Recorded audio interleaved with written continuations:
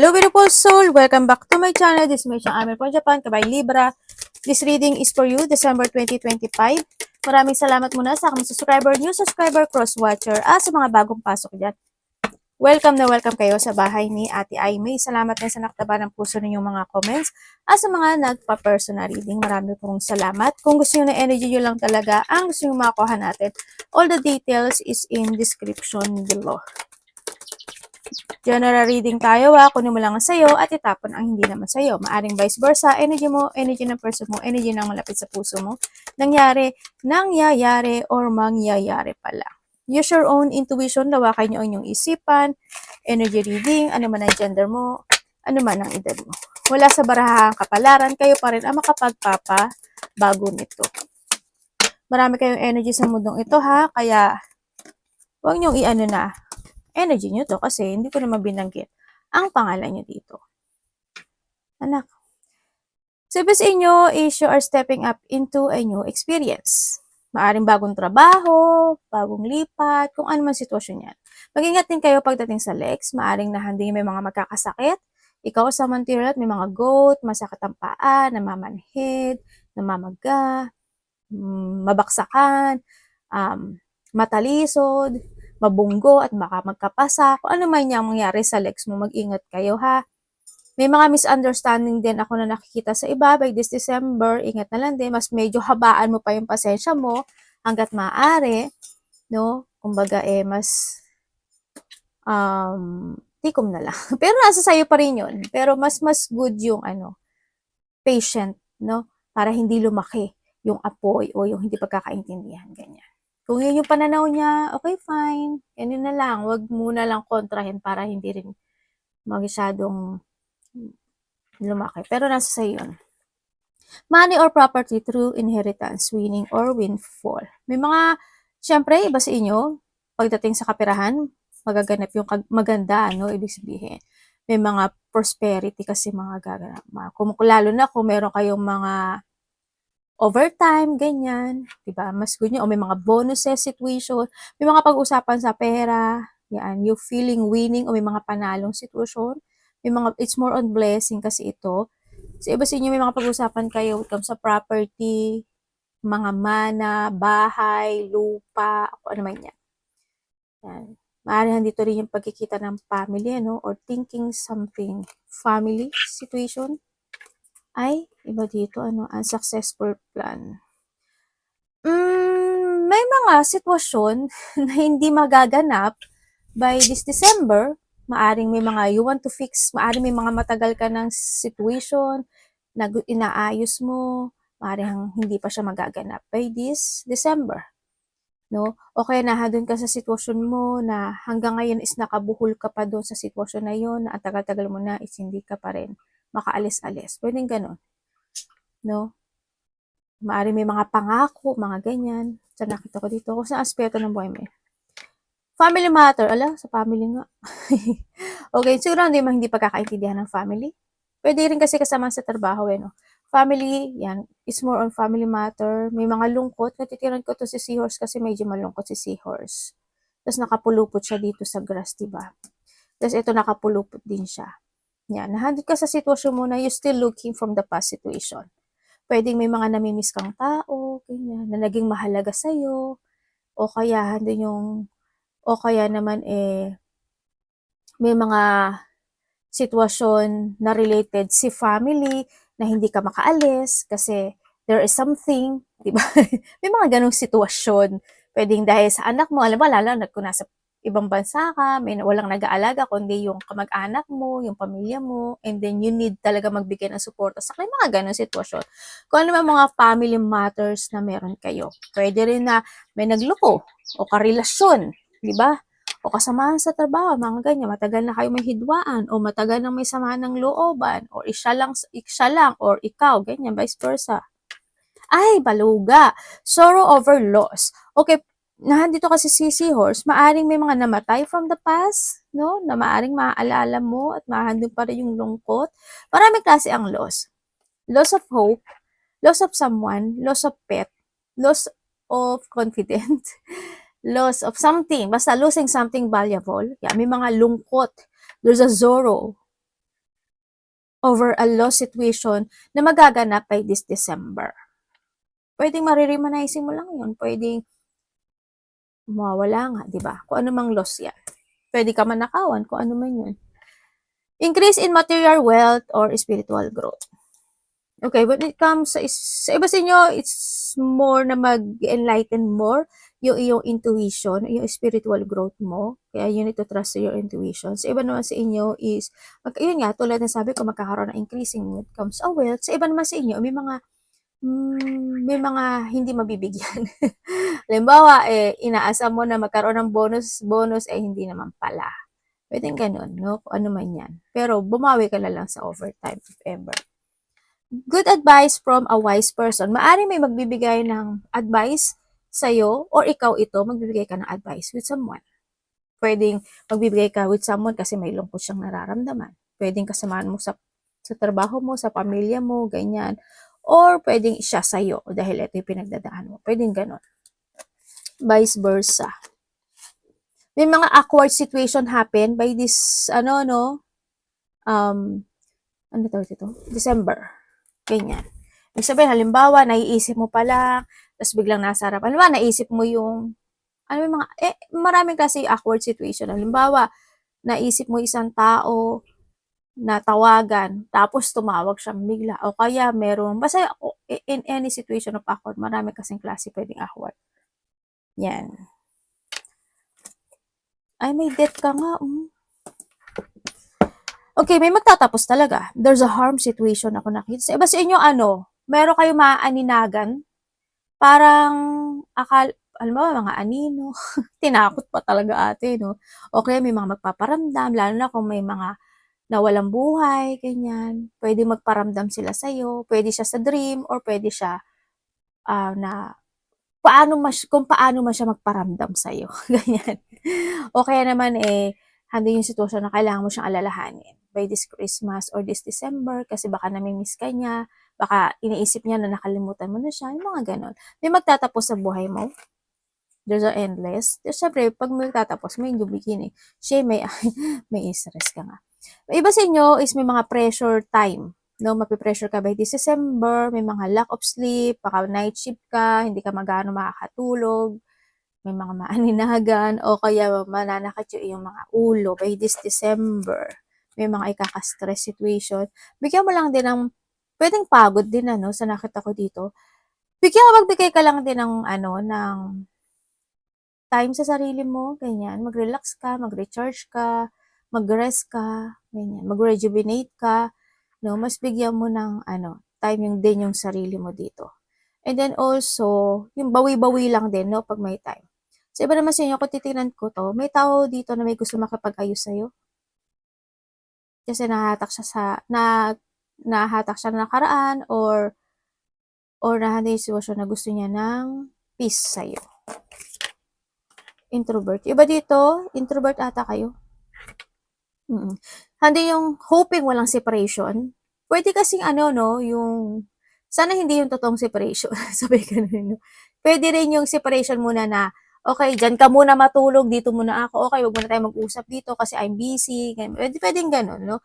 Yan, may mga bagay na need ng privacy or you want ng privacy sa nakita. Or someone is di-distance muna, ganyan. So, iba sa inyo is nandun kayo sa online community. No? Mas focus kayo sa cellphone nyo, sa Facebook, sa TikTok, sa Reels, sa YouTube, yan. Nandun kayo sa point. Kanya-kanyang kabisihan. Energy. Lalo na kung kayo is nasa social media, di ba?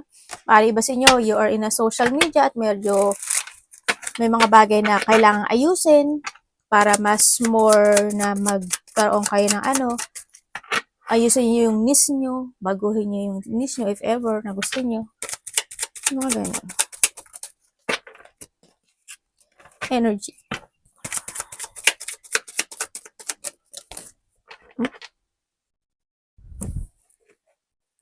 Okay, energy mo. Energy mo this ano maganda kasi kasiyahan 'to 'no. Energy mo is nandito yung kasiyahan, may mga excitement situation, ako nakikita dito.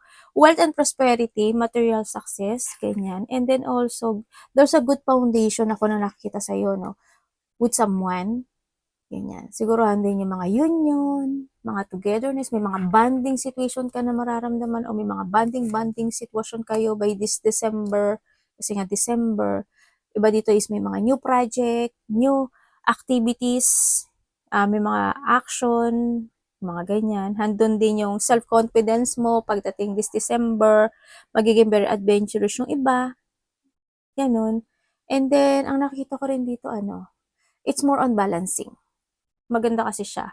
And when it comes to health, is okay naman sa iba na nakita ko dito. Good foundation with someone. Pwede ka samahan mo sa trabaho, pwede ka relasyon. Yan, may mga magganyan sitwasyon. May mga biglaang magaganap ang mangyari. May mga bagay ka na may isip na, parang may mga by December, 100 ka sa point na, bigla mong may isip, tapos gagawin mo. 100 ka sa, halimbawa, ano ba yun? Halimbawa, wala naman sa plano mo na pupunta ka ng tindahan, wala ka sa plano mo pupunta ka sa mall, wala ka sa plano mo makapagkita with someone, pero nando yung point na nagkaroon ng biglaang ayaan, mga ganun. Parating. Ay, devil.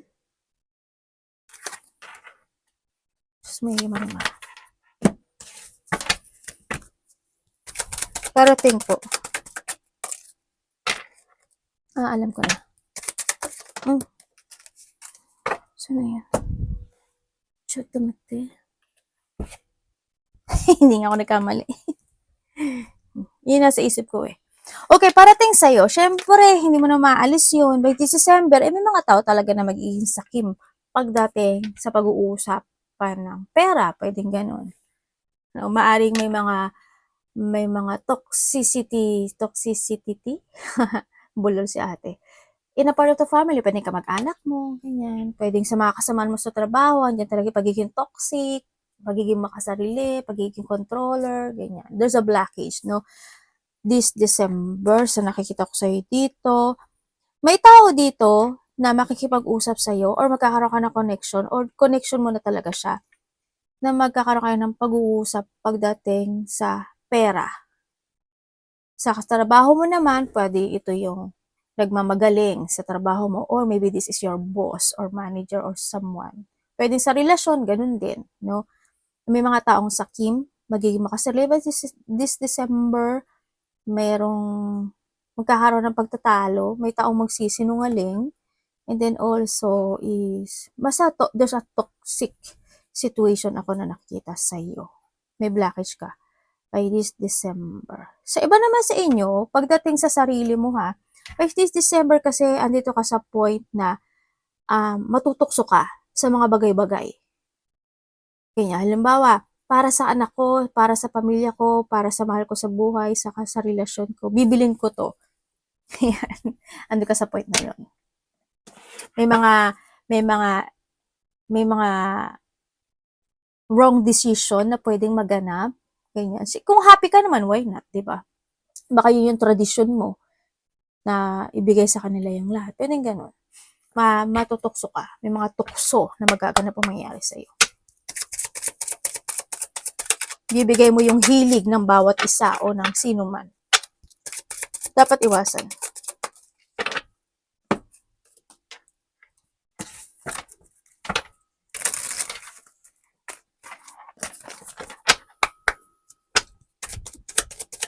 Dapat po iwasan ni Libra. Okay. Thank you. Okay, dapat, devil again. Maluga. Tama naman siya. Wag ka daw masyadong Okay, tingnan natin. Okay, dapat mong iwasan. Iwasan mo yung ma-out of control ka when it comes to yourself. No? Ma-out of control ka, yung hindi mo pag-iisipan yung mga bagay-bagay, action ka lang na action, yan. Iwasan mo yun. Pag-isipan mo rin maigi. Kumbaga, you need to take a pause. Tapos, and think for a while. Parang nandun ka sa point na yon. Gawin mo yon hanggat maaari, no? Magpigil ka rin hanggat maaari. Iwasan mo hindi ka magpigil. Iwasan mo yung mga tukso. Iwasan yung mga tao na toxic. Iwasan mo yung really, basta sa relasyon man yan or kasama sa trabaho. Out of control, iwasan mo. Iwasan mo magkaroon, ma-stagnant. Iwasan mo hindi ka maghigpit. It's more on hindi ka maghigpit. Iwasan mo hindi ka maghigpit. Iwasan mo yung hindi ka maging patient in some aspect. Sa lahat. Totally lahat. Maging patient ka. Kaya nga sabi ko sa iyo, wag pabigla-bigla. Wag ka mag-impulsive. No? Kailangan iwasan mong hindi mo gamitin yung karunungan, yung katalinuhan mo by this time. No? You need to use your wisdom, kumaga. And then, make a plan. Wag yung mga old fashion of you, old version of you, wag ganon. Make a new plan, make a strategy, or mga bagong pananaw ng bukasan. Halimbawa, okay lang naman na matukso, pero make a strategy. Halimbawa, eto, bumili ka sa Amazon ng ganito, mahal dito, o tumingin ka naman sa ibang store, Lazada, ano pa bang meron, hindi ko alam kasi. Kung ano man yan, ipang-compare mo siya. Ganyan. Kaya sabi ko, di ba, take a pause, think very carefully, ganyan. No, iwasan mo talaga yung mga bagay-bagay. Ganyan. Yun. Tsaka syempre, may mga time din na, iwasan mo is yung mga pagpapaliban ng mga bagay-bagay. In a good way. In a good way. Yeah, you need to keep din you need to save money din and think to the future and isipin mo rin yung kinabukasan. Ganyan. Kung pwede naman sa next, ganyan. Pero nasa sa'yo yung pera mo naman yun. Basta ganun. Love, kapatid, anak, magulang, karelasyon, kaibigan. Basta always make a plan, ha? Make a plan.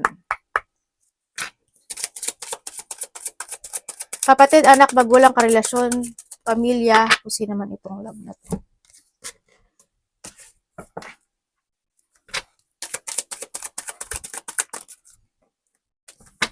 Okay. Okay, when it comes sa love, sa mga single dyan, meron ka daw tao na makikilala. Isang taong stable, either may business ito, or may kakayahan, or may ipon. Ganyan. Basta stable itong tao na to. Meron kang bagong taong makikilala by the internet. Yun na nakita ko. By social media, internet, parang ganon. Kung kayo naman is separate itong tao na to, nandun talaga yung sitwasyon na may something o may someone, no? Nagkaroon ng mga bagong kausap, may nakilala, ganyan, may third party, umalis, sa nakita ko dito, and then, karoon ng lakas ng loob, hinanap ang sarili. Kasi sabi niya, nagkaroon siya ng disappointment, ikaw or vice versa, no pointed name, wala pang alam mo dito. Nagkaroon kasi ng disappointment. Iba dito, LDR pala. Nagkaroon ng liar, dishonest, naging sneaky, naging manipulative, may pagtataksel talaga, no, dito sa sitwasyon, nag-cheat talaga as in. Yun na nakikita ko. Pero ang sinasabi niya dito is meron siyang unfinished pagdating sa'yo. Or maybe this is you. Doon siya unfinished situation pa daw siya. Aba, niloko mo na nga, may unfinished business ka pa sa kanya. Iniisay ka pa rin niya kasi gusto niya makipag-ayos sa'yo. Never mind. Sabay ganun yun. Bakit ako sumasagot? Maluga. Siya, yun, ang sabi niya. Pero, it's up to you. Nasa sa'yo yan.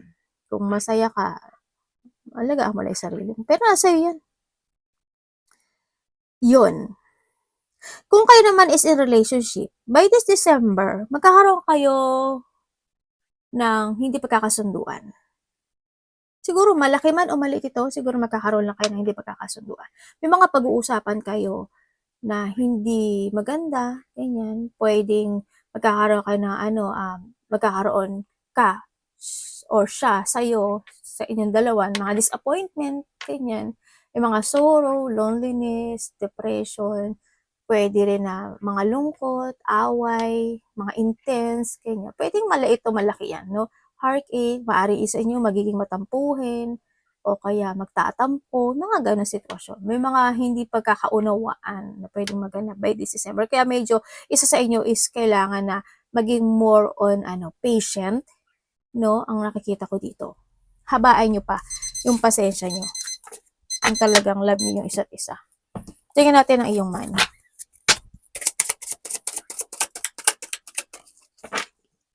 May mga unexpected na pwedeng maganap by this relationship. Sana hindi kayo humantong sa hiwalayan, ha? Eh, sana wala ring third party sa iba. Pwede rin na there's a separate way lang. Kasi maaring isa babalik siya ng bahay niya, ng probinsya, o ng trabaho niya, o ng ibang bansa. Pwedeng ganun, di ba? Basta there's a ganun. May lungkot na mararamdaman. 6 and 6 Sa money mo, okay, when it comes sa money mo, ang nakikita ko dito, may marireceive ka raw sa money mo. May marireceive ka or ikaw ang magbibigay, parang ganun ang nakikita ko with related to a money. Either magbibigay ka or ikaw ang magbibigay. Or ikaw ang makaka-receive pala. Yan, pagdating sa money mo. Sa nakikita ko dito. Nahandito rin yung situation na o kasi maaring may tao dito na may distance sa'yo. Pwede nasa ibang bansa, nasa ibang probinsya, nasa ibang baryo. Magkakaroon kayo ng connection when it comes to money. Yan, pwedeng hihingi siya sa'yo ng pera, hihingi siya sa'yo ng tulong, o kaya ikaw ang tutulungan niya. Vice versahan natin Ganyan. May pagbibigyan ka raw ng money by this December. Kasi nga December, lalo na kung nasa ibang bansa ka talaga. Yan, yung mga pamasko. Baluga. Advice. Or may hihingi sa'yo ng tulong. Ganyan. So, iba sa inyo makaka-receive daw kayo ng gift with someone.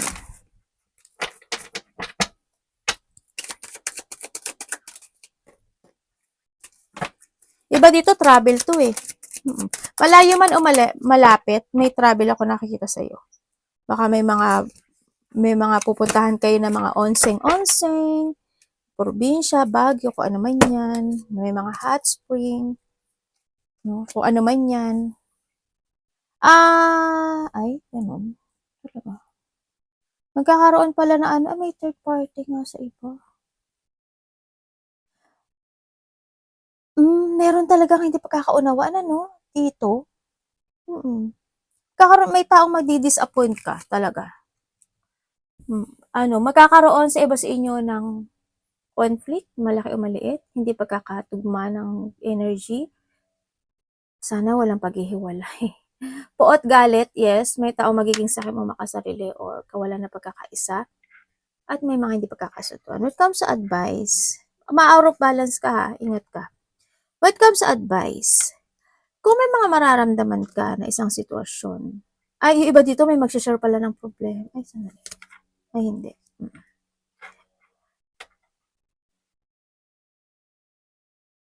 May magsasalita sa'yo pagdating sa pera talaga. Meron. Siguro sasabihin niya na wala siyang ganun, anda. Ganyan. Advice is, kung may mga problema ka na mararamdaman, you need mo i-try na mag-share ka ng problema mo sa tao na trusted mo, na hindi ka ibibenta. No? Try to make it balance. Huwag masyadong bigay ng bigay, or kaya is, huwag ka masyadong, di ba, sama, mabait. Wag sobra. Wag na lang sobra at labis. Pwedeng ganun. No? Yun ang nakikita ko dito. May mga bagay na need to accept. May mga bagay na need to release. May mga sitwasyon na need to recover or need to heal. Ang sinasabi rin dito. Kung kailangan ng magandang pag-uusap. Ang sinasabi rin. isipin mo rin daw yung sarili mo, no? Sa sitwasyon. Minsan okay lang na maging sakim at makasarili. Hindi naman masama iyon. And syempre, mag-ipon ka rin ng pera.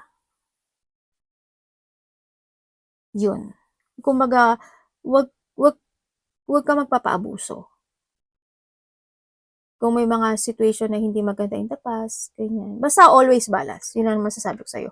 Always make it balance. You need to use your head when making a decision making. Start a new beginning in life.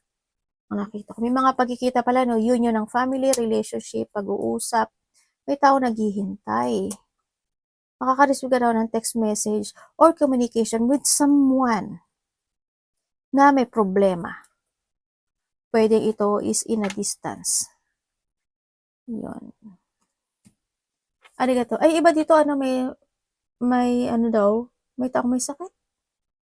May taong may sakit. May taong may sakit ako nakikita eh. Sana hindi kayo. Sana wala. Arigato naman si God bless.